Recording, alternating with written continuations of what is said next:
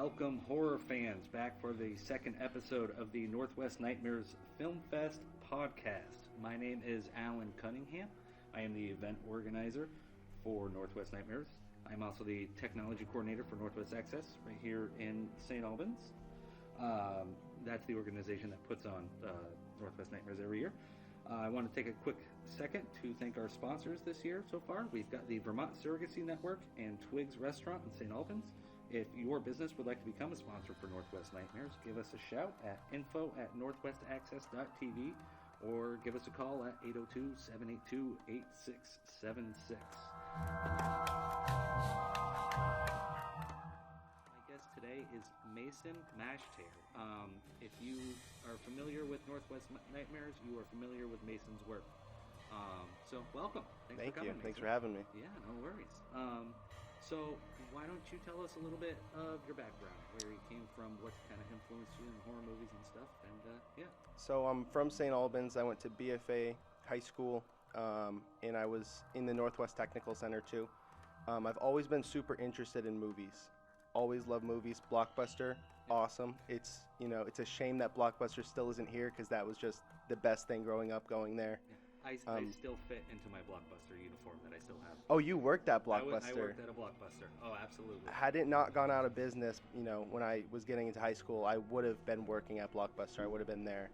But yeah, always loved movies, and so I got into the digital video production program at the Northwest Tech Center, and then it was off from there. I think I had entered Northwest Nightmares before that, the year before. I had no idea what I was doing. I was editing on like Windows Movie Maker, which is like a meme of editing programs. Made my first film then, and then it's just been, all about improving my craft. And filmmaking's such a big world, and there's so many different things that go into it. You got sound, video, performances, all of that stuff. So you can take years getting good at one thing, and it's just such a big craft. Absolutely, yeah. What's your favorite thing to do? What's your favorite? Do you like to edit? Do you like to film? Are you lights, sound? Honestly, I like it all. I'm kind of a control freak. So like college, the big thing for me learning in like film school at college right now, because I'm at Champlain College, is learning to work as a team and collaborate. Because when I'm working on my movie, I want to have my hands in all the different departments. I think writing and directing, those are my passions. But I love the whole process. Yeah. All right. And you said you're going to Champlain College. What are you looking at beyond that? What are you hoping to go from here? Are you kind of just going with the winds of whatever production's taking you? I'm going with the winds a little bit. I know I'm going to be in the video photo world one way or another. I don't know if that'll be freelancing. I know that I want to finance and make feature films. I know it's hard to make money doing that, but I will have at least one feature film under my belt, and I want to go to film festivals and do that whole scene. Recently, I got to work with the Food Network. I'm not allowed to talk about it too much, but it's coming out in August, and it's an ice cream creation competition, so look out for that. But I was a production assistant on that, so I'd like to get some more, gigs like that under my belt, try to crack into the industry a little bit and just kind of get my feet wet into the behind the scenes of movies and working as production assistant and seeing where that takes me as well. Yeah, that's fantastic. How did you stumble upon that? All through Champlain. They're so good at getting gigs out to students, and they email you, and if you just jump on it and you give them your resume, you have a good shot at getting that. So I was with 3 or 4 other Champlain students for that, and then there was also some Emerson kids. But it was a good group of PAs that I got to hang out with and learn, because that was my first PA gig ever, and it was a pretty big production. Yeah, I mean that's a national show. That's really awesome. That's fantastic. A little stressful, but it was a good time. Definitely worth it. That's great. That's so awesome to be able to find kind of just freelance work that you can that's right up your alley. Absolutely. Yeah. So why don't you give us a little bit of the rundown of your Northwest Nightmares resume here? So what year did you start? Let's think here. I want to say it's either 2014 or 2015. Started out. I think it was I made the film either my freshman year or when I was in 8th grade. But we started out with The Ghost of Ryder, my first movie ever. what a learning experience. And the thing about Northwest Nightmares is I've done 6 movies now at this point, and it is true, like, the more work you put in, the more you get out, the more movies you make, the better you get. And if you look at my 6th submission versus my first, it's night and day. But as soon as I made that first movie, I knew this was something that I wanted to keep doing, because it is just a blast making horror movies, and it's awesome to be able to show them on the big screen. Usually a sold-out theater too. Like Northwest Nightmares, they sell tickets and they get people, they get butts in seats. So it's just been awesome. And just, you know, trying to get better. My last film, Faded, won the festival, Yep. and I had a great time making that, and working with different transitions and color grading and color gels, and just trying to make the most visually pleasing film and making it as entertaining as possible. So it's been a lot of fun. Yeah, Faded is one of my favorites. That was fantastic. Thank you. The one that you haven't submitted, the one that you just did this year, Contact High, I thought was fantastic as well. And one of the things I noticed is that you worked with Joseph Wills Yes. on that for Yep. the visual effects. He's got a few films in Northwest as well, and it's awesome to see kind of just the same. You know, it's people from Franklin County, but it's just so much more than that. And just you can pull and draw on the experiences from somebody else, and just the collaboration is awesome. Exactly. It's so great. Someone like Joe is, he does a lot of different things, and he's big into animation. So when I was making that film and I knew I needed animation, I knew that I had to go to Joe.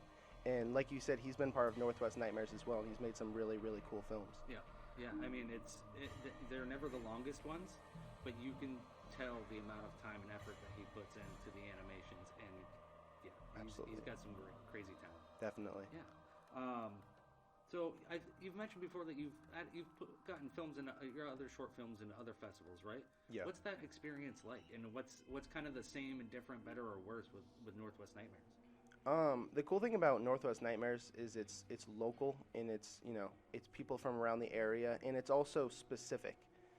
Everyone's trying to make a horror movie, yet even though it's so specific, you get such different results. You get movies like Swanee, Yep. which is awesome. You get like a new Swanee installment just about every year. Yeah, we're hoping for another one this year. We'll see. Roger. I'm sorry, not Roger.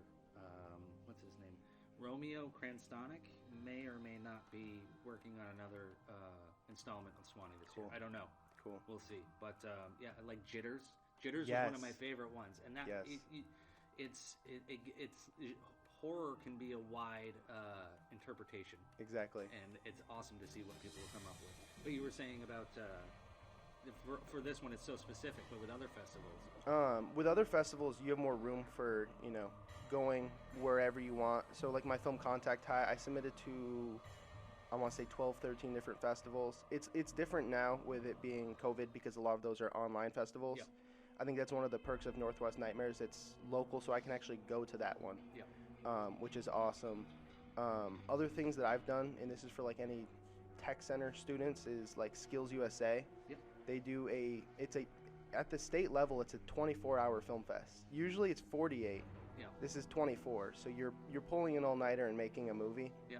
That was a crazy experience. So let me ask you about this, because Mason and I, both, Mason's still a videographer at Northwest Access. I'm the technology coordinator. My first filming gig was doing a BFA school board meeting, and I believe we covered your submission for the 24-hour film fest, and it was the kid playing chess. Yeah. And it kept, that was so good, and it's Thank so you. funny that that was my first gig here, and it's awesome to see, because watching that and then watching what you've done now, it's not necessarily night and day, but it's so great to see like the expansion of your talents. Thank you. I appreciate that. Yeah, A Simple Game of Chess was the name of that one, and that's the thing. It's a 24-hour film fest, and you get the prompt, and then you go. So you don't get to plan ahead of time. Yeah. So I was more of a comedic. I went with the comedic route, and my partner was very sci-fi and wanted something different. So we had a time-traveling shower chess game, and we made it in 24 hours. And it wasn't perfect, because how can you can't make a perfect film period and then No. trying to do it in 24 hours. Yeah. Impossible. But I think doing something like that is really good, and it kind of tests your creativity where it limits what you can do. You can't really leave anywhere, so you have to film right in the hotel. So I always think that that's a good practice, is limiting yourself. For the longest time when I was younger, I would just make movies at home, just like a 2 or 3 minute, just with me or my family or one of my friends. Yep, and that's, But, I mean, that's practice. yeah. I mean, you realize you don't even think about it when you're doing it, but when you do all those little goofy, silly things filming, you're learning, okay, camera here, zoomed in, this looks cool, that looks good, this looks bad. And Exactly. It's just, it's practice. And then you take those notes and then you put it into your next film. Yep. And so it really is like make as many movies as you can. Yep. Get the sucky ones out of the way. Yep, exactly. Keep going. Exactly. Yeah. So what else is on the horizon for you? What you had mentioned earlier, I don't know if our listeners know, you've got a trip coming up overseas that you're raising money for? Yep, I'm raising money right now for a trip to Sweden, and I'm going to be working with Champlain College students and some filmmaking students from Gothenburg, Sweden. And I don't know what the project is yet. I know that I'm the grip on the production, but I'm going to go to Gothenburg, Sweden and work on a movie for 2 weeks, so I'm super pumped for that.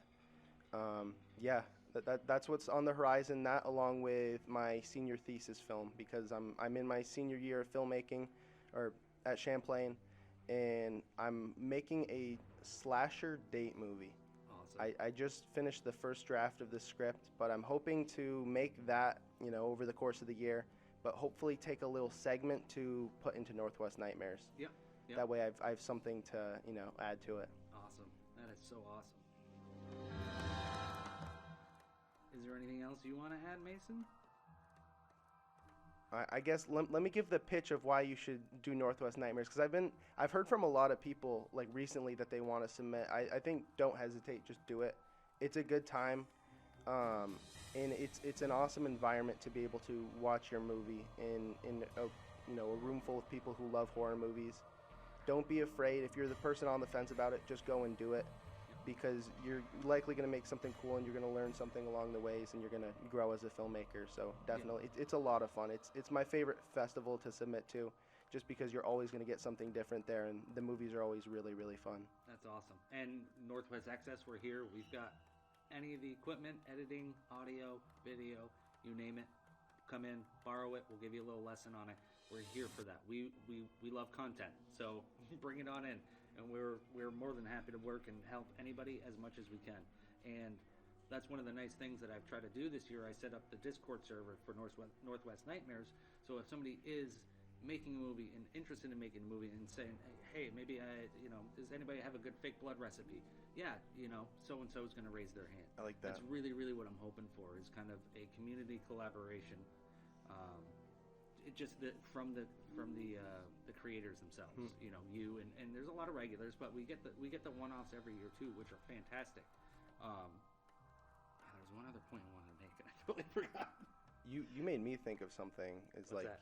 you guys have done like the after parties in the past, and it's cool like connecting and talking to other filmmakers, and you get little tips from people like Brent Campbell. Yep. Like I remember talking to him, and we agreed that there was like the ingredients to win Northwest Nightmares is you have to have that one thing in that movie, the one trick or the one scene or the one shot where it's like the wow factor. Yep. I remember for him it was there was some shot, I forget which film it was that he made. I think it was like Stay on the Path or something like that, and it's when the woman was dragged into the leaves and just kind of disappeared into the ground. Stuff like that is, I feel like, what you should be shooting for, the technique that you learn where the audience is watching, they go, how'd they do that one? Yep.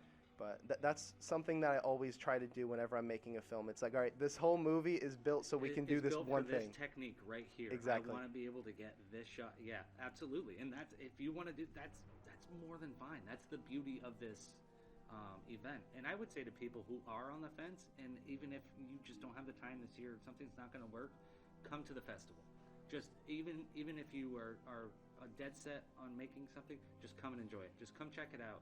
You'll see people. It's so funny because you see so many people you recognize just from living and working here in Franklin County, and you see these people in ridiculous situations in these movies, and it's such a good time. Exactly. And getting back to the one technique, I think the one I'm proudest of personally for myself is in the movie The Killing Show. We smashed a head, and we were looking at videos, and like we found like a Film Riot video, which is like a big filmmaking YouTube channel, and we did this technique where we masked around the head and put a watermelon there, and we like made it skin color. And if you cut around the frames and just do it just right, it looks like a head smashed. Nice. And we were proud that we were able to pull that off to some extent. And the satisfaction of hearing the audience going, in that theater was just, it was awesome. Yeah. No, that's a really good point, is that with these short films, you're kind of, you're trying to highlight something. Either a filming style or getting the locations just right or the sound mix just creepy enough. Yeah. And I would encourage anybody and everybody that's interested in filmmaking just to do one. And even if you don't submit it, hey, that was a fun experience making it anyway. Yep. Yeah. And it's just because it's specifically horror, like we said, there's other ways. You can make a horror documentary and submit it. Yep. You can make a horror comedy. You can make something experimental. I feel like there's so many different avenues you can go with it. I think the most experimental named one I've seen was Bob Weir Meets the Weirdos. That one was out there. That was an animation one. That was really good. Yeah. But yeah, it's really, and as long as it's not blatantly a different genre, we're more than likely going to take it. Yeah. You know, and that's we're hoping for a ton of entries this year. So, and we've got a lot of advertising. We're going out. We're still looking for more sponsorship money. We will gladly take your money and slap your logo wherever you want. Mason, I want to thank you so much. This has been great. I can't wait to see what you get working on. What do you want to plug? What do you got? Plug my YouTube page. You can find all my short films and other movie-related content at MasMash Films. MasMash Films. It's always hard like getting that out there because people are like MasMash, what is it? Yeah. So my name's Mason Mashtare, and it's called MasMash Films. Yeah, it takes just a few steps to make sense of Exactly.